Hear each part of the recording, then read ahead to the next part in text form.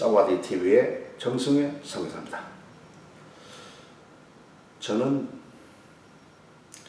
1978년 9월 우리 총회에서 태국 선교사로 인준을 받고 1년 동안 갈 길을 찾지 못하다가 어떤 분들의 방해를 받아서 길을 찾지 못하다가 1년이 지난 다음에 그 태국에 들어와서 현지 일을 중심해가지고 지금까지 총회 인준부터 시작하면 42년이고 태국에 들어온 때부터 시작하면 41년 동안 태국에서 사역했습니다. 그동안 저는 한 3번에 걸쳐서 안식년을 했습니다. 그러니까 보통 한 10년 정도에 한 번, 40년 됐으니까 한 15년,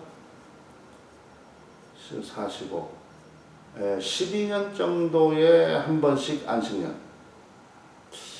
어떤 선교사들은 그 안식년 그러면 뭐 쓸데없이 그냥 찾아 먹어야 되는 그렇게 생각하는 사람도 있는 것 같이 보여요. 근데 제가 선교 사역을 하다 보니까 안식년을 꼭 찾아 먹어야 될 필요는 없어요. 아파서 안식년을 해야 되겠다. 오케이. 내가 공부하기 위해서 안식년을 해야 돼. 오케이. 그런데 뭐 특별한 일이 없는데 안식년. 이건 별로 바람직하지 않다. 제가 안식년 한 것은 안식년 헐레성이 아니고 안식년 해야 될 필요가 있는 시간을 좀 써야 되는 그런 상황에 있었기 때문에 3번에 걸쳐서 1년씩 안식년을 취했죠. 그 안식년 모두 다 미국에서 취했습니다. 그러니까 지금 그 2020년은 41년째 태국 선교 사역을 감당한 그런 얘기를 나눠드리겠습니다. 이미 말씀드렸지만 1월과 2월은 3월 초까지 태국은 그 코로나의 영향을 받지 않았어요. 조용했습니다. 그래서 1월, 2월, 3월 중순까지 이게 정상적으로 제가 태국에서 하는 사역을 감당해 왔었죠. 그런데 3월 중순 이후부터 이게 태국을 막아버리니까 비행기도 뜨지 않고 그래서 비행기 회사가 망해버리죠. 비행기를 뜨지 않고 그러니까 치앙라이에 가서 사역하는 것은 중단했죠. 3월 중순부터 6월까지 3월 중 6월까지 치앙라이 가는 길 중단. 왜냐하면 치앙라이 가면 14일 격리 이거 해야 되니까 그렇게까지 하면서 할 필요가 없잖아요. 그래서 방콕에서 계속 있으면서 방콕 중심은 사역을 하게 되었습니다. 자, 그러면 1월 달에 무슨 일을 했느냐? 1월 달은 보통 우리가 여기 그 12월 말 주일이나 1월 첫 주에 이 치앙라이에 있는 제가 돌보는 반하브 교회와 반실랑 교회의 서리 집사를 임명해 주었어요. 각 교회마다 한 9명, 10명 이런 서리 집사입니다. 이 산족 교회들은 보통 집회율이 한 70명, 50명에서 70명 이렇게 오게 되죠. 1월 달에는 그 신학교, 치앙라이 신학교 학생들 석사과정 강의를 한 달에 한 주간씩 그렇게 했고, 방콕에서는 미국의 유킬립 대학교에 박사과정을 하고 있는 사람들의 논문 지도를 강의는 마쳤고 논문 지도를 해줬는데 4-5명이 논문 지도를 매달 그 5일씩 그렇게 그 사람들이 받았습니다. 말씀드린 것처럼 3월부터 한 4월부터 6월까지는 코로나 때문에 맥혀서 방콕에서만 있었으니까 치앙라이에서는 일을 하지 않았죠. 안 왔었습니다. 그 다음에 우리 교회들을 지금 제가 이제 이 태국 선교를 마치고 한국으로 돌아가게 되면 지금까지 제가 관계했던 교회랄지 신학교랄지 모든 것을 어디 믿을 만한 데에 맡기고 가야 되거든요. 그것은 한국 사람이 맡기는 게 아니고 태국에게 맡겨야 돼요. 태국. 그럼 태국 어디? 태국 교단에게 맡겨야 돼요. 우리 태국에는 지금 우리가 의지할 수 있는 데는 태국 기독교 총회 CCT라고는 태국 기독교 총회가 한국으로 말하면 우리 합동이랑 마찬가지 그런 장로교 뒷배경이 있는 배경이 있는 그런 총회죠. 그런데 우리 할렐루야 교회가 문제가 생겨서 문을 닫게 된 이후에 이제는 나머지 태국 교회들을 모두 노회를 만들어서 태국 CCT 총회에 들어가려고 하던 계획을 중단하고 이제 그 교회를 개교회적으로 방콕을 중심에서 있는 그 제6노회 태국 기독교 총회 제6노회로 들어가자. 이렇게 해서 그 사람들이 책임지는 그래 우리가 개척한 교회들이 계속 남을 수 있도록 이렇게 해야 되겠다. 그렇게 해서 쌈민 목사님의 부탁해서 이 교회들 전부 6노회로 들어갈 수 있도록 추진하라. 그랬었죠. 사실은 작년부터 금년이 아니고 작년 2019년 4월부터 초부터 이와 같이 해가지고 그걸 진행해 왔어요. 태국 사람들이 일을 진행을 보니까 한국처럼 그렇게 빨리 진행하지 않고 참 느리게 진행하더라고. 그래서 계속 지금 그 사람들이 노력해서 들어가고 있어요. 왜냐하면 할렐루야 교회가 이렇게 교역자의 파탄을 내고 보니까 태국 교역자를 믿을 수가 없잖아요. 그래서 빡촌, 짱왈러에 있는 빡촌 교회, 그 다음에 콘겐에 있는 끄라누원 교회, 콘겐에 있는 그렇죠 끄라누원 교회, 그 다음에 수판부리에 있는 단창 교회, 그 전에 있던 교회들은 이미 다른 태국 그 교회에 그걸 갖다가 주었죠. 왜? 나는 이제 곧 떠나야 되고 그리고 이걸 내가 관리하지 못하는데 내가 가지고 있으면 안 되죠. 그러니까 미리미리 그 재벌가가 자기의 재산을 미리미리 자기 아들들에게 나눠주는 것처럼 미리미리 해야 일이 제대로 되죠. 그래서 그런 식으로 했죠. 그런데 그 사람들이 만약에 그걸 원치 않으면 내 손에서 떠나는 거예요. 근데 그 원치 않을 수 있는 상황이 사실은 아니죠. 왜냐하면 CCT 총회로 교회가 들어가게 되면은 CCT 총회에서 이 교역자나 교회에 지원해 주는 것이 많이 있어요. 그러니까 그리 들어가게 되는 것은 좋은 거예요. 싫다고 할 필요가 없는 것이에요. 다만 자기가 목회 있는 교회를 자기의 재산으로 알고 교회당도 재산으로 알고 땅을 재산으로 알고 내가 이제 나중에는 이걸 먹어버리겠다 이렇게 악한 마음을 갖지 않는 한 그거 좋은 거예요. 그래서 제가 관리를 하고 있는 이 교회들이 내가 그렇게 생각하니까 그걸 좋게 생각하면 그 쌈린 목사님이 하자는 대로 다 진행해서 저희 CCT 총회로 들어가라 그랬죠. 여기 와 보니까 이 치앙라이도 파야맹라이 교회가 우리가 개척한 교회 있는데 그 친구가 우리 말을 잘 안 들어서 그냥 방치된 상태에 있어서요. 그래서 이때에 CCT로 들어가야 되지 않을까 했는데 CCT로 들어간 그 느낌이 있어서 물어보니까 치앙라이 이노인데 거기에 바로 밑에는 파야오에 15노예가 있는데 15노예로 들어갔다 그래요. 자세히 물어보진 않았지만은 이 노예는 조금 센 노예니까 자기가 부담에 대해서 좀 시원찮은 15노예로 들어가지 않았는가 그런 생각을 했습니다. 어쨌든 이 교회들은 그렇게 들어가게 하고 이제 남아있는 것은 산족교회죠. 산족교회 두 계열. 그 다음에 치앙라이 신학교. 이거를 어떨 것이다. 아직도 한국 선교사들이 있어요. 그러나 그 사람들의 능력이 로 맡겨주면 어떻게 흘렀는지 모르니까 어쨌든 내가 좀 더 능력이 있는 내가 길을 잘하는 내가 이 일을 처리해 줘야 되니까 이렇게 생각했죠. 그들이 싫다 그러면 그냥 알아서라고 끝날 수 있죠. 그러나 제가 지도하는 이것은 바로 자기들도 위한 것이고 현지 교회들을 위한 것이고 태국을 위한 것이고 그러니까 사실은 반대할 필요가 없는 것이죠.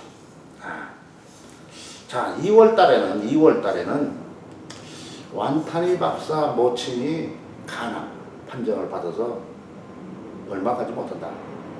간암 발기. 그래가지고 3월 달에 제가 3월 초에 한국을 들어가고 미국을 들어갈 계획이 있었는데 그것을 미루게 됐었습니다. 그걸 미뤘어요. 사실은 2월 달에 들어가려고 했는지 모르겠네. 그래가지고 그랬는데 그분이 마침 2월 달에 그런 판정을 받고 한 달 만에 3월 18일 날 돌아가셨죠. 3월 18일 돌아가셨어요. 그분을 만나보고 그분의 장례식에 내가 꼭 있어야 되니까 그래서 주춤주춤 하다가 사실은 나는 알지 못했지만은 이 가신 분이 나를 태국에 잡아두어서 바로 태국 사역 무슨 문제가 일어나지 않고 태국에서 일할 수 있는 그런 상황이 된 것입니다. 참 감사한 생각이 들어요. 감사한 생각이 듭니다. 2월 달은 그래서 그렇고 3월 달은 마침 제가 이제 한국을 가지 않게 되니까 시간 여유가 있는데 제25차 세계 선교사 신학 교육 컨퍼런스가 있었는데 치앙마이에서 그때 개회와 폐회 설교 그 다음에 한 광자 태국의 신학교 교육에 대한 한 광자 이것을 맡아달라고 해서 치앙마이에 가가지고 이 일을 감당하고 왔죠. 한 주간 동안. 그 다음에 3월 달에는 우리가 태국에서 사용하는 태국에 있는 찬송가가 두 종류인데 CCT에서 찬송하는 찬송가는 예배를 위해서 좀 수준 있는 그런 찬송가고 복음주연맹 계열에서 쓰는 것은 크리스찬의 노래라고. 그래가지고 예배 우리 합동 측에서 드리는 예배를 드리기에는 찬송이 좀 부족해요. 예배 찬송이. 그래가지고 그 CCT에서 사용하는 그 예배 찬송이라고는 거기에서 우리가 쓸 수 있는 것을 고르고 그 다음에 이 한국에 태국에는 없는데 미국에도 있고 한국에도 있는 찬송을 제가 번역한 게 있어요. 그 번역한 것을 집어넣고 그런 식으로 해가지고 찬송가를 오래전에 우리가 발간했죠. 인쇄를 했어요. 그럼 우리가 인쇄를 하면 일반적으로 그 인쇄업자들이 그 출판사가 파는 찬송가보다도 좀 저렴한 가격으로 이와 같이 우리가 사용할 수가 있어요. 그러면서 그 내용은 우리 마음에 합적하고 한국 선교사들 중에는 그 예배 찬송가가 필요 없는 사람이 수두룩해요. 이것을 나는 아주 안 좋게 봅니다. 예배가 조금 더 수준이 있어야 되잖아요. 예배를 일반화시키면 안 되죠. 예배는 특수화시켜. 그 사람들 생각은 예배가 문턱이 교회당 문턱이 높으면은 그 불신자들이 들어오기가 어렵다. 그러니 예배당 문턱을 낮추다. 그래서 그 사람들의 구미를 맞춰서 예배도 변화되자.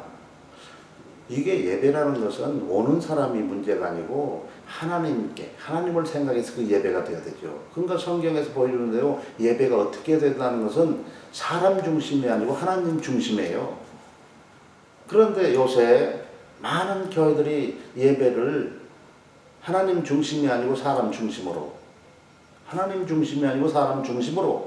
그래서 예배의 질을 떨어뜨려서 성경에서 원하는 그런 예배를 드리지 못하는 그런 상황이 되었다. 그렇게 보는 것입니다. 그래서 요새 그 코로나 사태가 있을 때 저는 다른 사람과 달리 무슨 생각을 하냐면 말라기서 1장 10절에서 말한 것처럼, 그리고 요한복음 4장 23, 24절에서 말한 것처럼 요한복음에서 보면은 하나님이 우리에게 원하시는 것은 다른 게 아니고 신령과 진정으로 하나님을 경배하고 예배하는 거예요. 그러니까 하나님을 섬기는 거, 이것이 바로 제일에 우리 기독교인은 할 일이죠. 그래서 예배당이 필요한 거예요. 집에서도 올 수 있지만 그래서 예배당이 필요한 거예요. 그리고 그 교회라고 하는 것은, 지상의 교회는 저 천국의 지상에 있는 천국이에요. 그리고 이 교회 생활은 바로 앞으로 가는 그 천국에서의 생활을 훈련하는 거예요. 지금 비대면으로 예배를 한다고 그러잖아요. 사실 예배라는 건 비대면으로 해서는 안 돼요. 왜? 사람 대 사람들이 만나서 하나님을 경배해야 되는 거지, 그렇게 해서는 예배가 아니거든요. 네.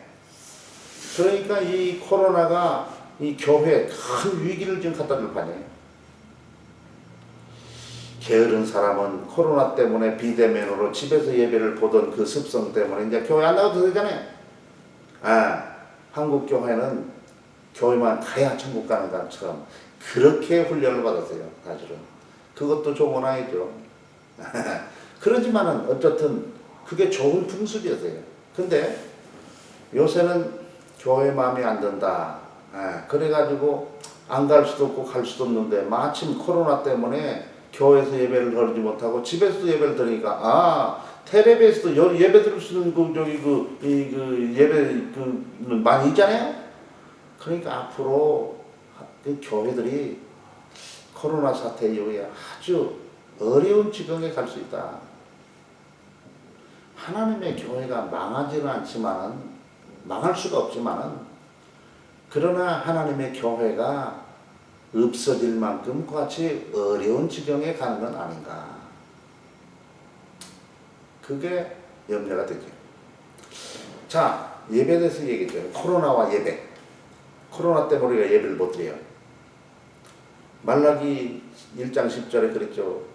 하나님께서 당시에 드리는 그 제사를 갖다 못마땅히 생각하고, 누가 이 성전문을 닫아주면 좋겠다. 그 지금 드리는 이 제사를 내가 받을 마음이 없다. 그렇게 말했어요. 근데 사람들 중에는 그렇게 할 사람이 없으니까 이제 코로나가 와서 이 교회 문을 닫았다니까. 지금 저는 그렇게 생각해요. 우리가 지금 생각 없이 그냥 예배를 드려왔습니다. 신학교에서 예배하기라는 게 있어요. 성경에서 나온 그 예배하기죠. 그런데 사람 중심은 교회가 되다 보니까 성경에서 말하는 예배가 아니고 사람 중심으로 하는 예배하기 따로 나왔어요. 그래서 오늘날 교회들이 진정한 예배, 신령과 진정으로 드리는 예배가 정말로 있는 것인가, 이런 상황을 제가 계속 생각해 왔어요. 계속 생각. 우리 선교사들도 그 생각을 안 해요. 그러니까 예배를 갖다가 수준을 높이지 않고 수준을 낮춰요.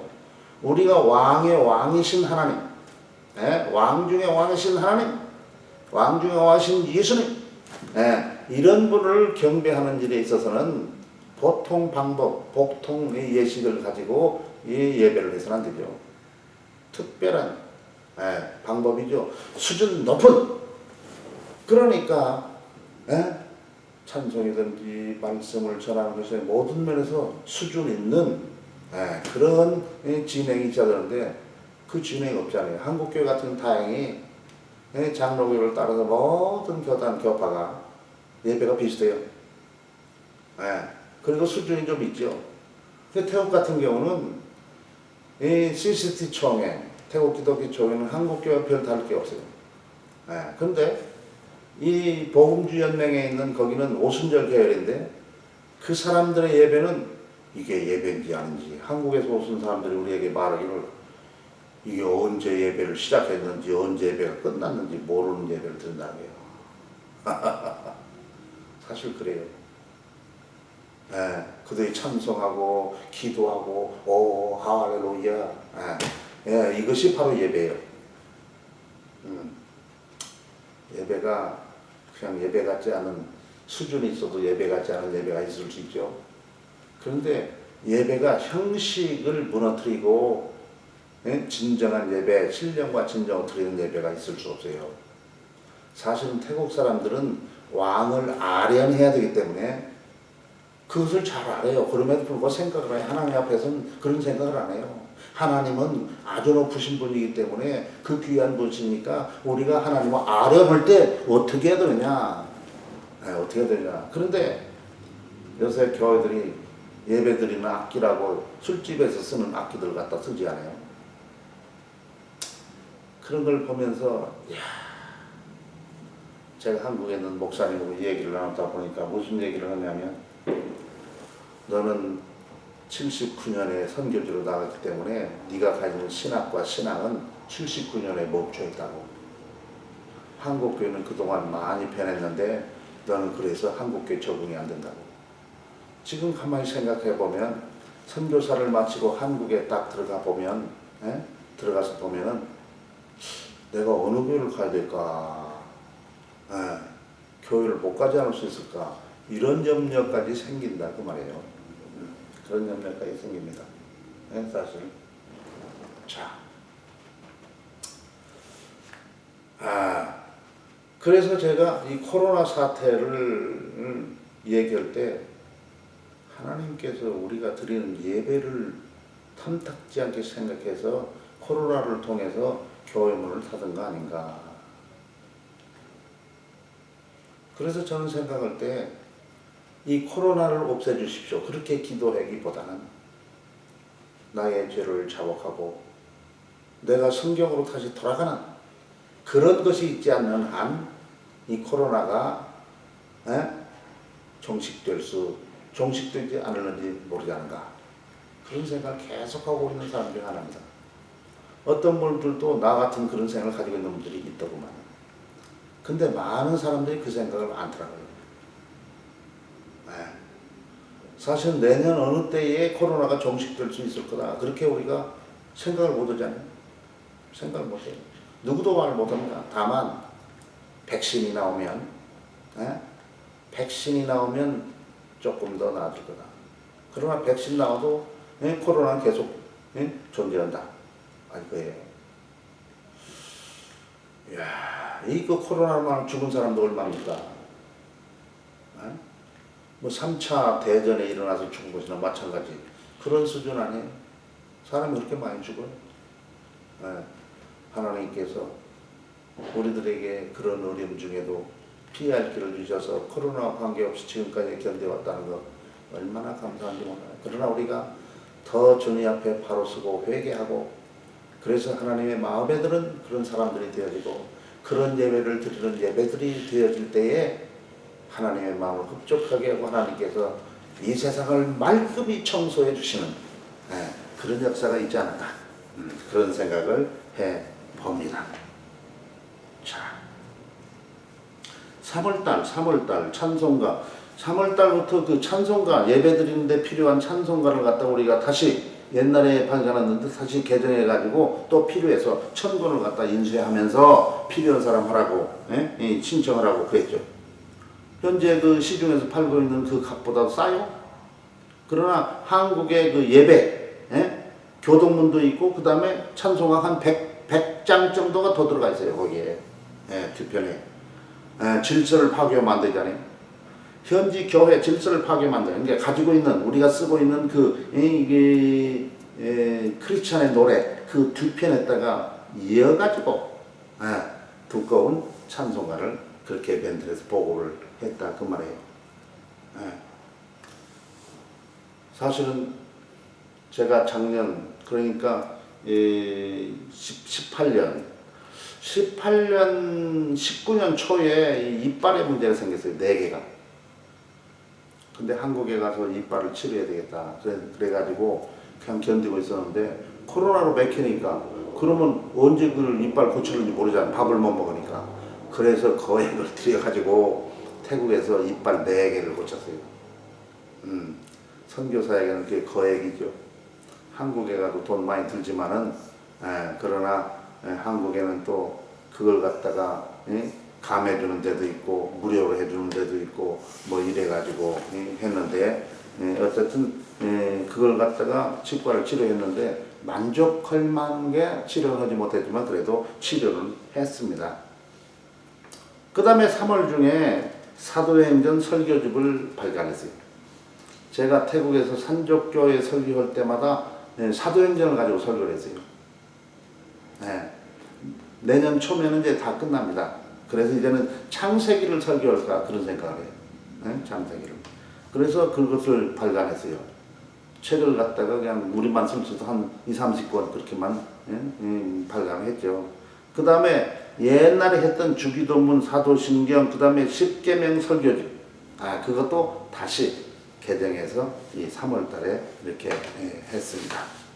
그러면 지금 2020년에 1월, 2월, 3월까지 무슨 사역을 어떻게 감당해 왔는가 그 얘기를 여러분들에게 말씀을 드렸습니다. 그러면 여기에서 마치고 또 다음 시간에 4월부터 사역을 말씀을 드리겠습니다. 사와디 TV의 정승혜 선교사였습니다.